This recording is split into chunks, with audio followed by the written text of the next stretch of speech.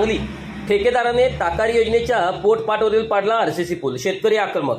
वांगी तालुका कडवाव येथील ताकारी जलसिंचन विभागाच्या पोटपाट क्रमांक 9 वर सिमेंट पाईपच्या वर असणारा आरसीसी पूल बंदिस्त पाईपलाईन करणाऱ्या ठेकेदाराने पाडल्यामुळे शेतकरी आक्रमक झाले आहेत।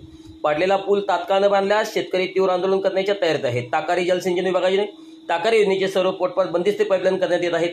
वांगी येथील पोटपाट क्रमांक 9 वर बंदिस्त पाईपलाईनचे काम सुरू आहे।